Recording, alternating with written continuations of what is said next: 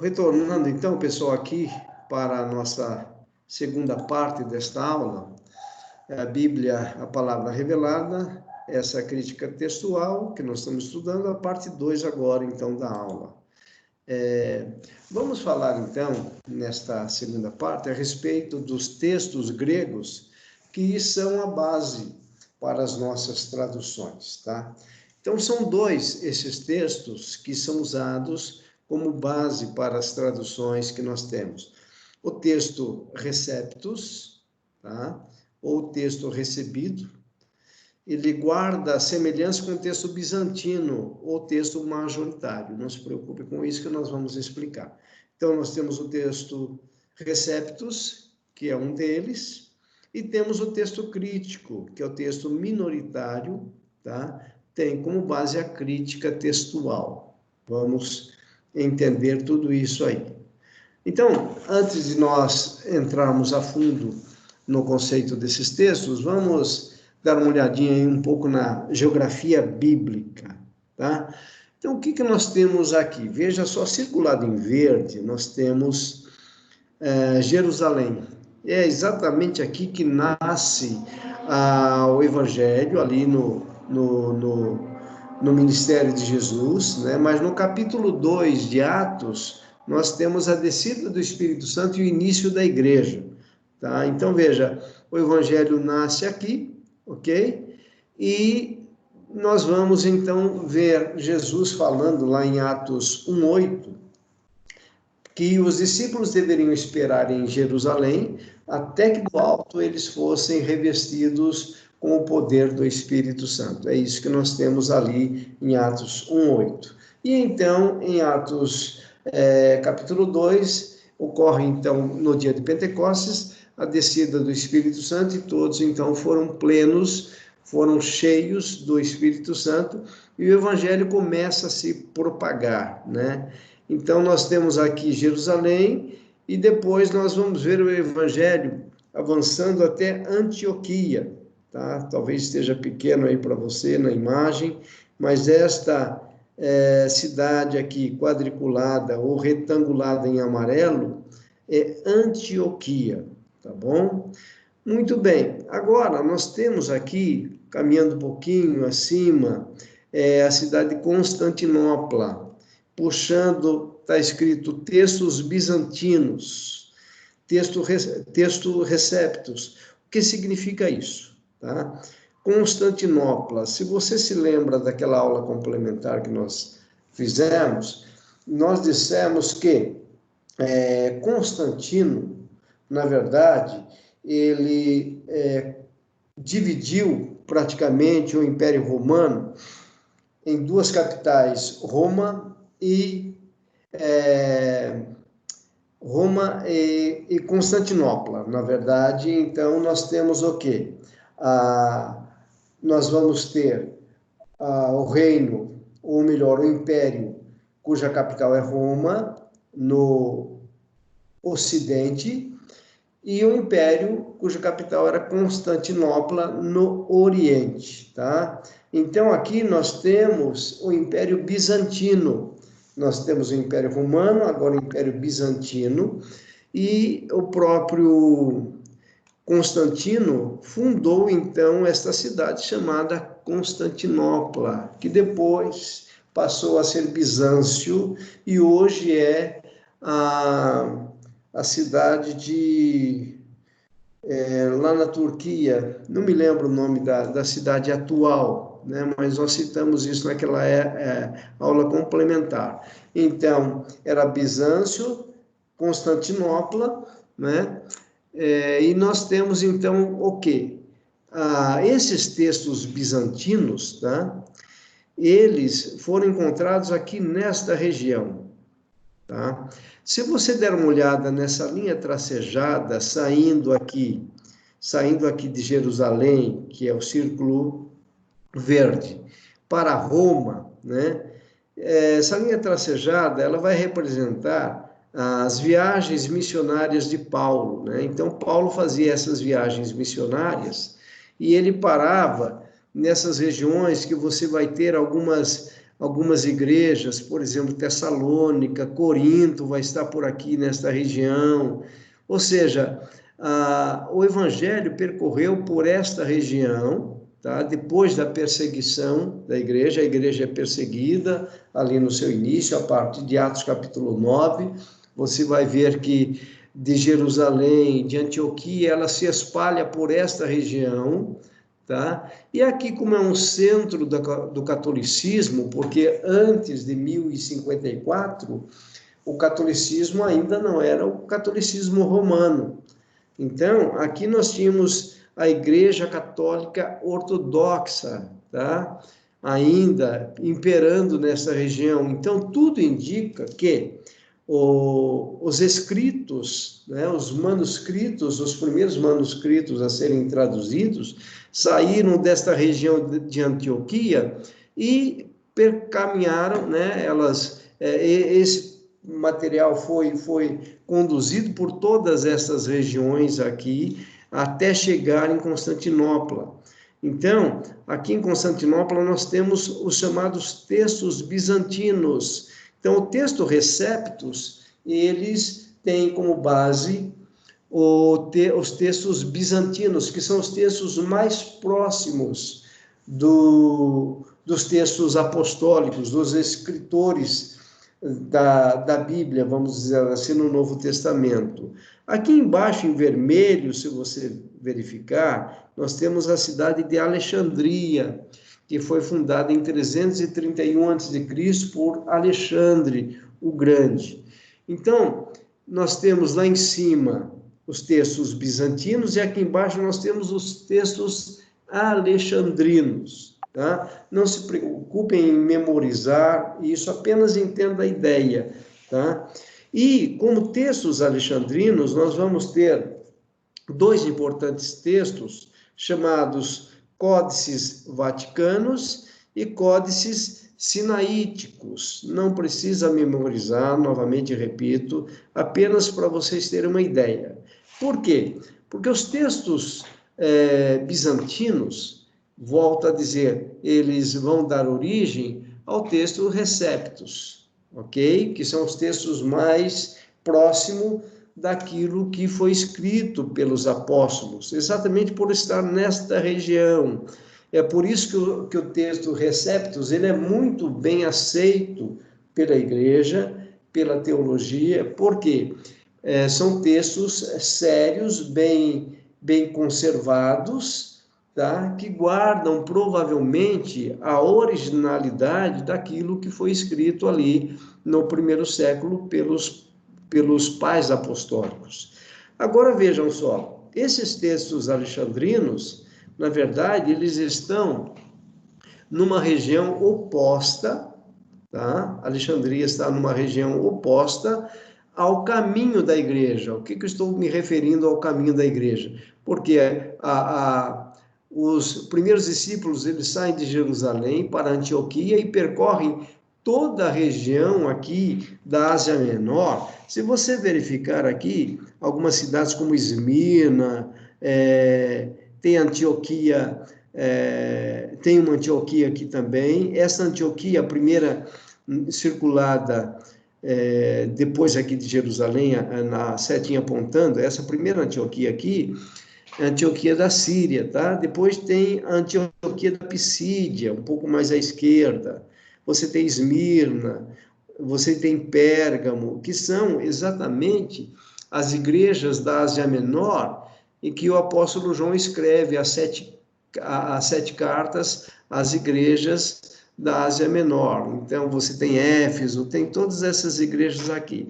Então, aqui é o caminho feito pela igreja. Então, a igreja perseguida, ela sai de Jerusalém para Antioquia da Síria e percorre a Ásia Menor e vai para a região da Macedônia e Paulo chega até Roma, tá? Então, para eles entenderam que o evangelho deveria ser pregado em Jerusalém, como foi, tá?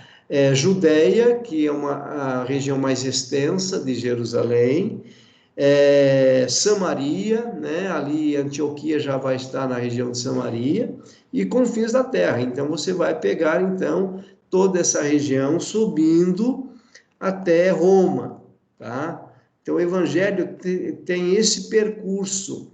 Então, o que significa dizer? Que os textos encontrados aqui em Bizâncio, né, textos bizantinos, são mais próximos daqueles textos lidos pela igreja e pregados pela igreja. Logo, repito, o texto Receptos, que foram encontrados exatamente nessa região de Bizâncio, são os textos mais considerados em termos de autenticidade. Enquanto que, voltando aqui para o círculo vermelho, aqui embaixo, né, que você tem Alexandria, tá? Que tem os textos alexandrinos, que geraram também outros textos, que são os códices vaticanos e os códices sinaíticos. Vamos entender essa palavra códice, tá?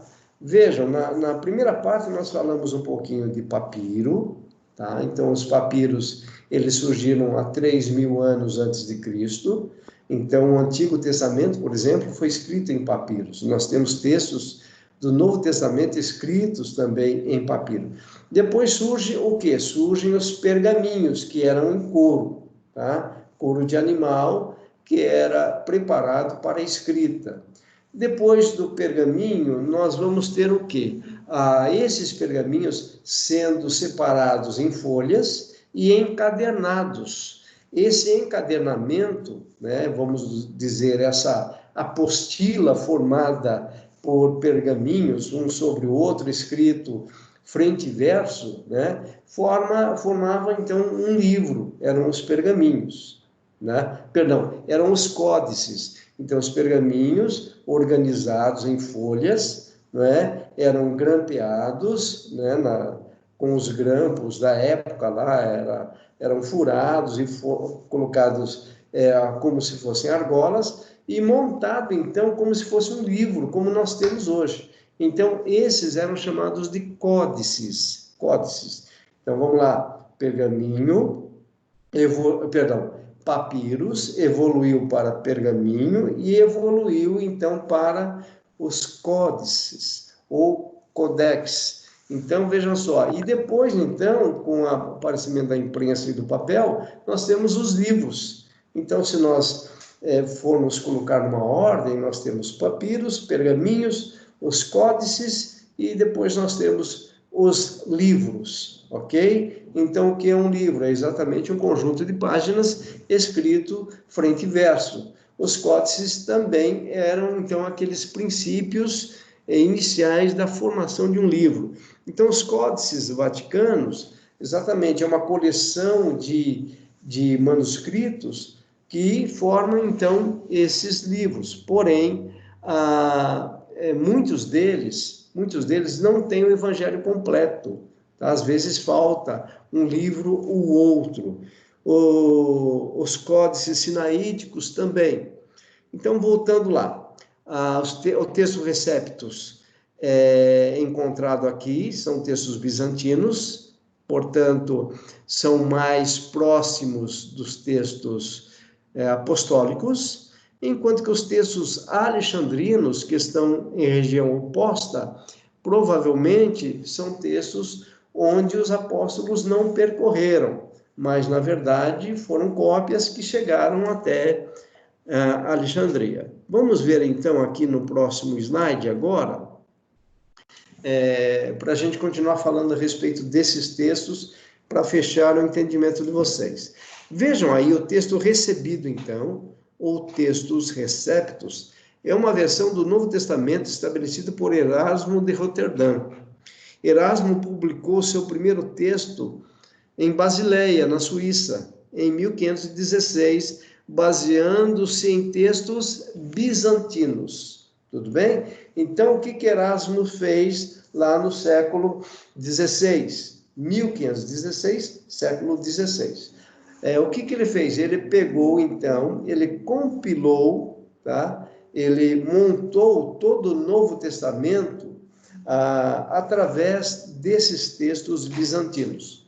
Exatamente os textos encontrados lá em Bizâncio, tá? E ele monta, então, o Novo Testamento, ele copila, né, todo o Novo Testamento com base no texto recebido, no textos receptos. Ok? Até aí? Vejam só, então o que nós temos? Temos o texto dos apóstolos. Vamos lá. Os textos dos apóstolos, eles são produzidos aonde? Em Jerusalém, naquela região primária ali, tá? Antioquia. Então, os textos estão sendo escritos. Paulo também escreve a sua carta aos Coríntios, quando ele estava em determinadas regiões, em determinadas cidades por ali também, ok? Então, os textos apostólicos estão ali naquela região, tá? E aí surgem os manuscritos bizantinos, que Constantinopla, que Bizâncio, estava ali próximo também naquelas cidades.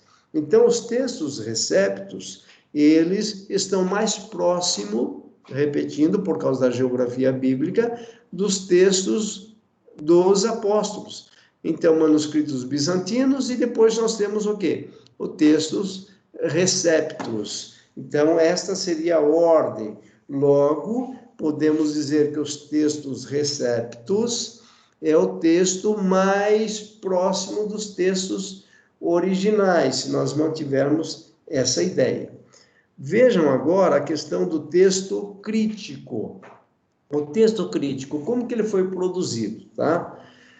O texto crítico é o texto do Novo Testamento ou tipo textual, que se baseia na consideração segundo opiniões, dotada de argumentos concretos ou análise conforme os procedimentos da crítica textual. Então, o texto crítico, na verdade, ele pega todos os textos, procura encontrar nessa relação de textos os textos mais antigos, os textos mais aceitos, os textos mais importantes, e aí eles montam um novo texto.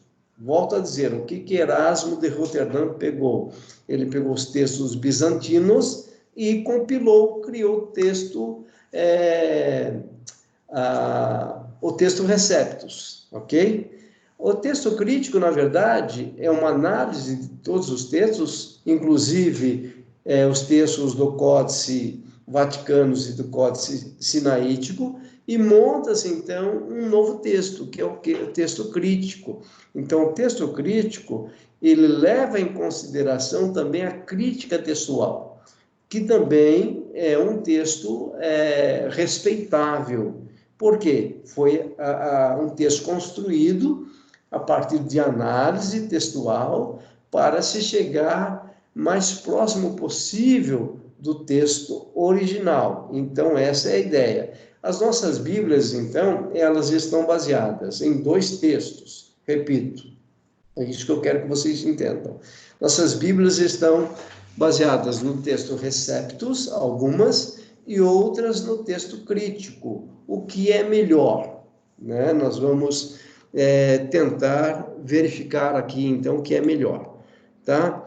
Então, o texto crítico, você tem códices vaticanos, sinaíticos e outros textos, passa pelo texto crítico, que é resultado, então, da crítica textual, e você vai ter a maioria das traduções, tá? Então, fechando aqui, então, essa ideia. Traduções da Bíblia. Quais são as Bíblias que foram traduzidas a partir do texto recebido, ou do textos receptus, ok? Voltando a dizer, textos receptus estão bem próximos ali daquela região em que inicia-se a igreja, são os textos bizantinos, que provavelmente a igreja primitiva e as igrejas que se formaram ali na região por causa da perseguição usaram. Então, nós temos os textos bizantinos e o texto recebido, então, o Receptus, veio com Erasmo de Roterdã a partir desses textos. Então, tem muita credibilidade por causa disso, por causa da proximidade com a igreja primitiva, por causa do uso do texto Receptus naquelas regiões lá. Então, são traduções que ocorreram do século XVI ao século XIX. Então, o que nós temos como traduções do texto recebido? A King James Fiel, de 1611, tá? Uma das primeiras Bíblias muito bem aceita e muito lida até os dias de hoje. King James Fiel, né? Ela foi traduzida 100% com base no texto Receptus, tá? TR aqui, texto recebido ou textos Receptus. Então, 100% do texto da King James Fiel foi baseado no texto Receptus. Portanto, volto a dizer, é um texto bastante aceito teologicamente falando, por causa da geografia, por causa da proximidade com os textos apostólicos. Almeida Corrigida Fiel, tá? Também 100% da Almeida Corrigida Fiel é com base no texto Receptus, ok?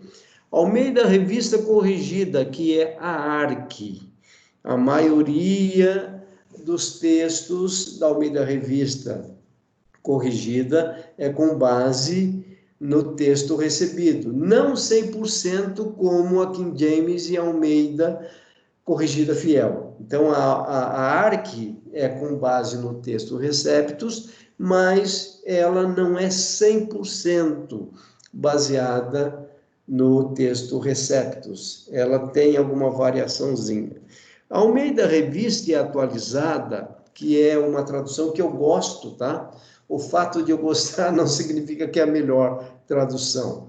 Agora, com esta aula, já vai dando a vocês aquela ideia de você poder preparar o seu estudo, preparar o seu sermão, comparando aquilo que você vai pregar em outras Bíblias. Então, você pode pegar, por exemplo, uma King James, em português, que é 100% King James de 1611, ok? A atualizada não. De 1611, que é 100% no texto recebido, e juntamente com a Almeida Revista Atualizada, e preparar a sua mensagem, tá? Você pode usar também a NVI, que nós vamos falar aqui da NVI. Então, nós temos 1, 2, 3, 4 versões, ou 4 traduções, tá? Baseadas no texto recebido. Repito, então, essas traduções têm peso, essas versões têm peso, são bastante sérias, são bastante comprometidas, porque tem como base um texto bem aceito por causa da origem desse texto, tá? Agora veja aqui, traduções do texto crítico. Então, a partir do final do século XIX, então nós temos, voltando aqui à tela, do século XVI ao século XIX, portanto, 3 séculos aí, a formação dessas 4 versões aqui, né, que nós já estudamos, King James, Almeida Corrigida Fiel, Almeida Revista Corrigida e Almeida Revista Atualizada, tá? Nesse período é preparado, tá? E então, aqui, a partir do século XIX, a partir do final do século XIX, o que nós vamos ter? A partir do texto crítico, que surge, então, a nova versão internacional, NVI, tá? Que nós encontramos algumas falhas, ok? Mas a cada versão, os editores procuram melhorar a edição, né? Melhorar a versão. Tem a Nova Almeida Atualizada, a sigla é NAA, Nova Almeida Atualizada, também com base no texto crítico. Repetindo, texto crítico, ele é formado pela análise do Códice Sinaítico e do Códice Vaticanos e outros textos com base na crítica textual. Também é sério o trabalho que é feito. Tem a Nova Tradução na Linguagem de Hoje, NTLH é a sigla, também com base no texto crítico. A King James Atualizada, vejam, uma coisa é a King James lá de 1611, outra coisa é a King James Atualizada, também optou pelo texto crítico, tá?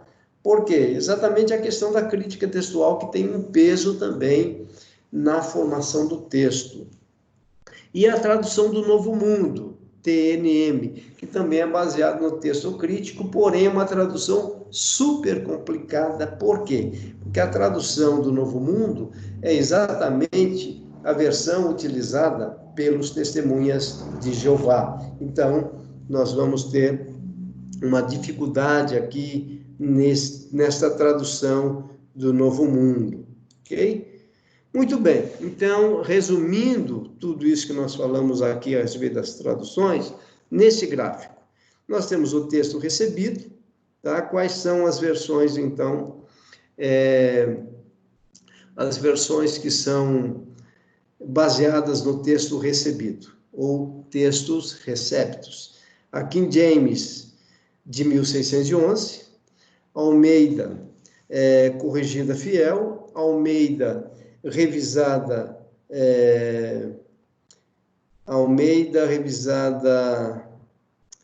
esqueci aqui, só um momento, deixa eu voltar, Almeida, corrigida fiel, né? Almeida, revista corrigida. Então, voltando lá no nosso gráfico. Almeida Revista Corrigida e Almeida Revista Atualizada. Essas 4 versões, então, com base no texto recebido, ok? Texto crítico. Nós temos a NVI, Nova Versão Internacional. Depois nós temos a Nova Almeida Atualizada, aqui Nova Almeida Atualizada. Novo Testamento na linguagem de hoje, e a TNM, que exatamente é a tradução Novo Mundo dos Testemunhos de Jeová. Então, do século XV ao século XIX, nós temos essas versões mais antigas. A partir do século XIX, final do século XIX para frente, nós temos essas versões mais atuais, com base no texto crítico, ok?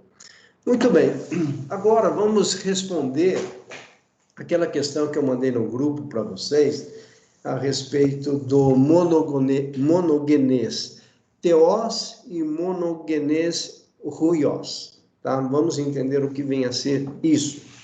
Lá em João 1,18, tá? Então nós vamos ver a questão da crítica textual para a gente fechar aqui, tá?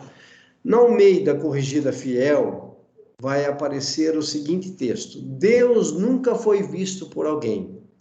O Filho unigênito, que está no seio do Pai, esse o revelou. Então vejam só, Almeida Corrigida Fiel foi baseada onde? No texto Receptus, ok? Ela está traduzindo monogenês, que é unigênito, filho é huios. Então, lá no texto grego, da Almeida Corrigida Fiel, vai aparecer monogenês huios. Então, está dizendo que Deus nunca foi visto por alguém, o Filho unigênito que está no seio do Pai, esse o revelou, tá?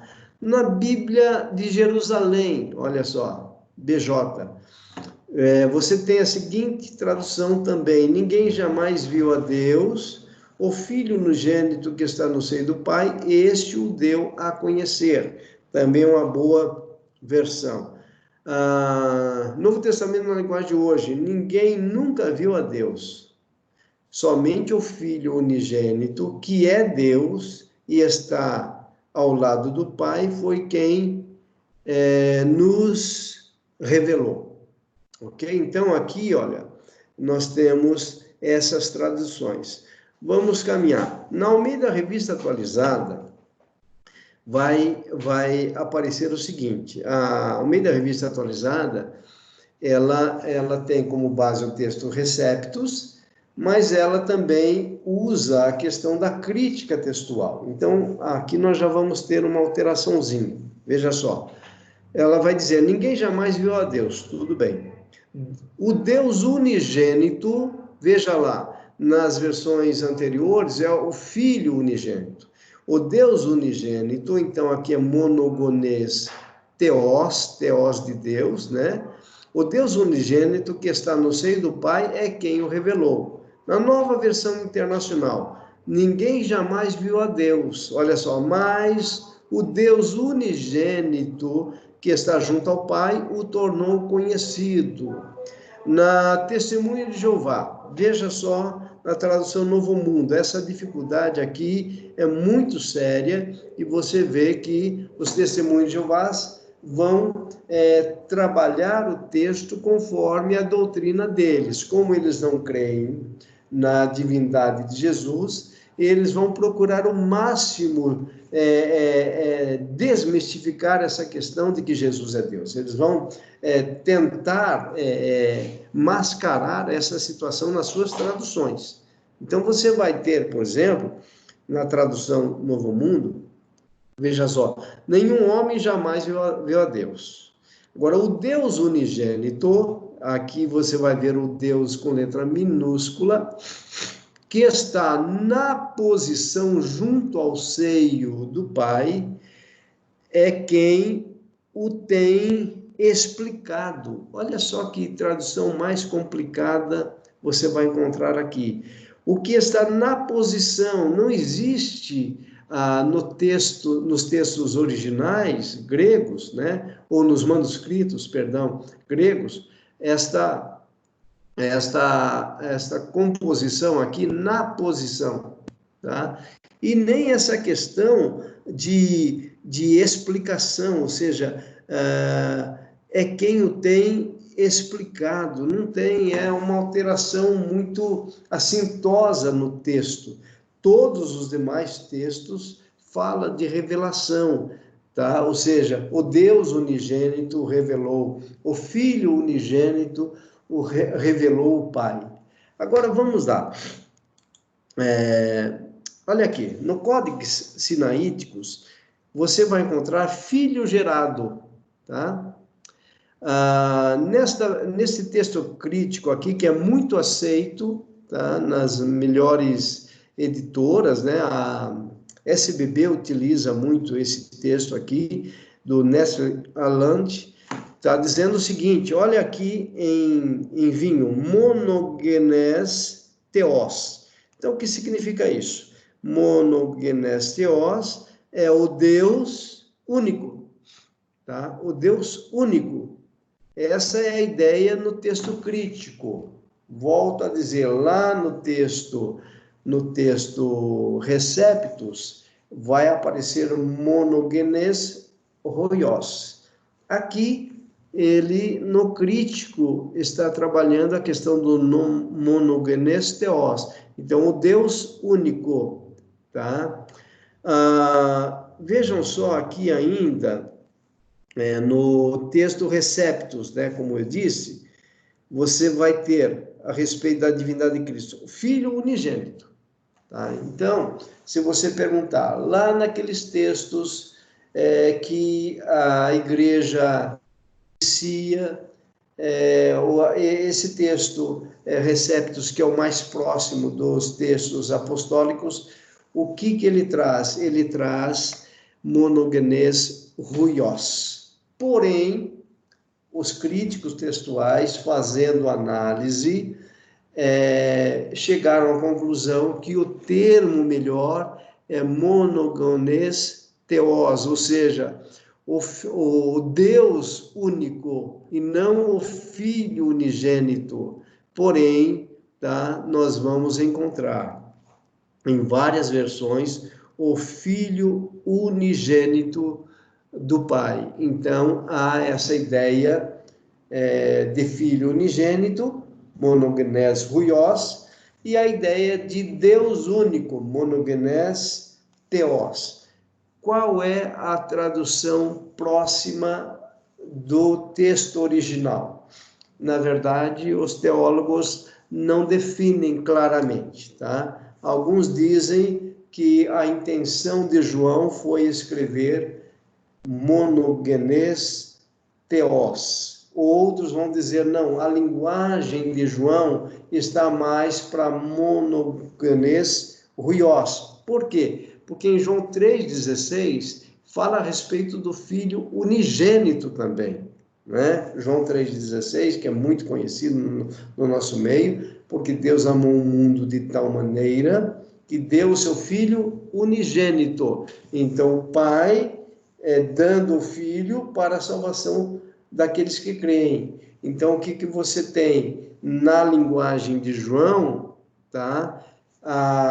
O que aparece mais é a questão do Filho unigênito. É por isso, então, que algumas versões vai aparecer, então, aqui Filho unigênito em João 1,18. Mas esse é um problema da crítica textual. Então, a crítica textual vai tentar resolver isso. Então, esta variante textual, de monogenes theos para monogenes huios, está dentro daquele grupo de 0,3% de variantes significativas e viáveis. Mas vamos pensar um pouquinho. Seja o Deus único, seja o Filho unigênito, ou Filho único de Deus, o único gerado por Deus, faz alguma diferença com relação no Evangelho, com relação à divindade de Cristo? Não.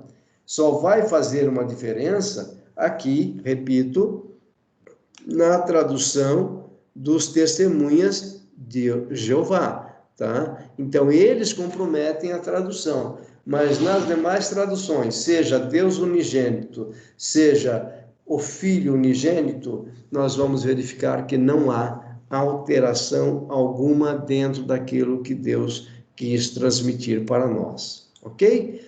Muito bem, então nós vamos concluir esta disciplina e esta aula com a frase novamente do Bart Ehrman, né, no seu livro O que Jesus Disse e o que Jesus Não Disse, lá na página 252, para a gente poder passar o resto da vida tranquilo.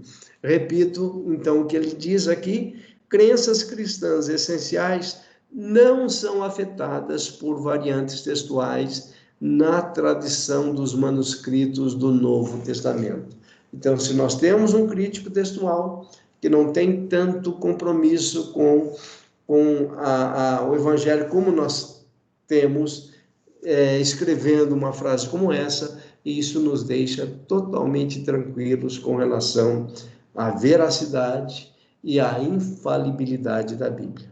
Eu espero que desta forma você tenha crescido um pouquinho mais, tenha se fortalecido na palavra de Deus, e vamos então aguardar no próximo sábado mais uma disciplina que nós estaremos trabalhando neste curso. Minha oração é que Deus abençoe cada um de vocês e os fortaleça mais e mais, em nome de Jesus. Amém.